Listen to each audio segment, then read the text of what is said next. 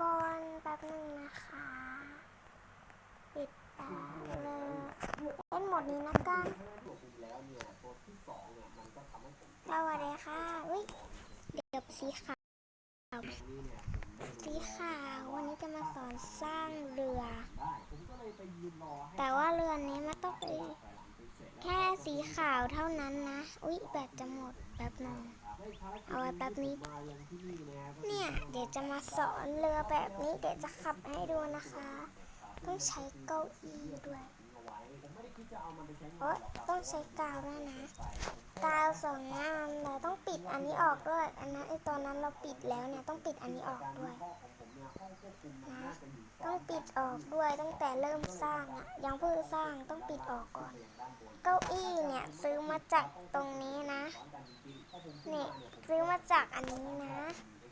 ใครมีตังคมก็ซื้อไปคือบล็อกเหล็กเนี่ยที่เหยียบอยู่เนี่ยคือบล็อกเหล็กเนี่ยให้มันเอาขึ้นมานะให้ขึ้นมาเอาบล็อกเหล็กใส่ลงไปแล้วก็เปลี่ยนสีเป็นสีดำส่วนอันเนี้ยให้มันนะอย่าเพิ่งเปิดไม่อยากจะขับให้ดูเลยอย่ามาสอนสร้างที่หลังใช้บล็อกทองใช้บล็อกอะไรก็ได้แล้วมันก็จะกลายเป็นแบบนี้แล้วมันก็จะเหมือนเรือสปริงสามารถเลี้ยวได้เดี๋ยวจะไปถึงเส้นชัยให้ดูแบบไม่ต้องเอาเงินอ่ะก้อยอันนี้ประจำจนเงินมันมีแค่นี้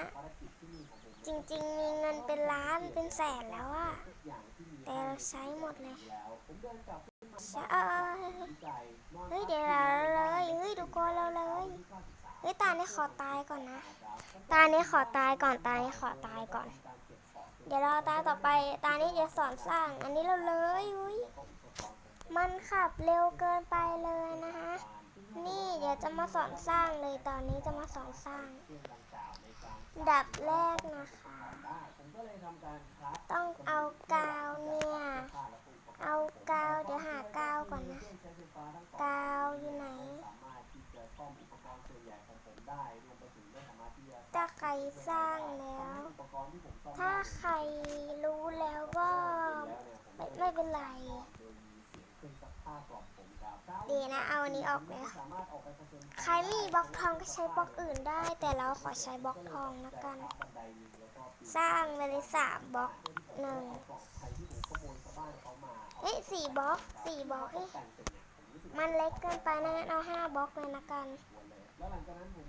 เดี๋ยวต่อไปก็ใช้บล็อกกลางมาติดข้างหน้าอีกนะอย่างนี้ถ้าพื้นที่ไม่พอก็เอาพื้นที่ยืดออกมาเลยก็ได้จากนั้นให้เอาเก้าอี้ของอันเนี้ยให้เอาเก้าอี้ของอันเนี้ยมาวางไว้ตรงนี้แต่อันนี้ไม่ใช่เก้าอี้นะเอานี้เก้าอี้เนี่ยมาวางตรงนี้เสร็จแล้วต้องเอาอันนี้เนี่ยขึ้นมานะเสร็จแล้วก็เอาอันนี้ใส่ลงไปแล้วก็เปลี่ยนสีเป็นสีดำนะจากนั้นให้เอาสปริงใส่ไปเลยเดี๋ยวแป๊บนึงนะเอาสปริงใส่อย่างนี้นะอย่างนี้นะทุกคนแป๊บหนึ่งนี่นะคะแล้วมันจะกลายเป็นแบบนี้เลยจากนั้นใครที่ลืมปิดอันนี้ให้ปิดก่อนสร้างนะให้ปิดก่อนสร้างแบบก่อนการที่จะสร้างแล้วเนี่ยกำลังจะสร้างเนี่ยต้องปิดก่อนเสร็จแล้วให้กดตรงนี้ตรงแดงๆนี่กดไปแล้วมันก็จะไปอย่างนี้เลยนะทุกคนทุกคนช่วยด้วยอย่าตัดไปตอนอยู่ตรงนั้นเลยไม่นะทุกคนเราต้องไปสร้างเรือใหม่เพราะว่าเราติดอยู่ตรงเนี้ยตั้งแต่ครั้งแรกแล้วขออนุญาตไปสร้างเรือใหม่นะคะมาแล้วค่ะมาแล้วอันนี้อยู่แล้วมันเซฟไว้อยู่แล้วไม่ต้องมาสร้างอันนี้เซฟไว้อยู่แล้วมาจะพาไปต่อเฮ้ยดูก่อนช่วยด้วย หรือว่า09เกินไปเกม ออกไปยังฝ่าย SCP แล้วในหัว เดี๋ยว เอาไว้แต่ว่า ขอให้ขึ้นมาได้ก่อน บ้านมาครั้งนี้ไม่ผมก็ไอ้เจ้าชายกายต้องตายไปในข้างหนึ่ง11 โมงของวันที่97ผมควบมังคุดไปถึงหอคอย อันนี้นะทุกคน เอาไว้แล้วพอมาถึง เราตัดไม่ได้นะอันนี้มันอัน ซึ่ นี้ งเห กั ตุ น ผลที่ผมจะต้องใช้ฐานเนี่ยผมจะอธิบาย อ๋อ ในที่สุดเนี่ยผม เอ้ย การเอาเอกสารของ68 น่ะ ฝากับพื้นเพื่อสปอน แป๊บหนึ่ง 82 มาถึงแล้วนะทุกคนมาถึงแล้ว ไปเก็บหีบกันเลยใครมาอีกก็ให้มันมา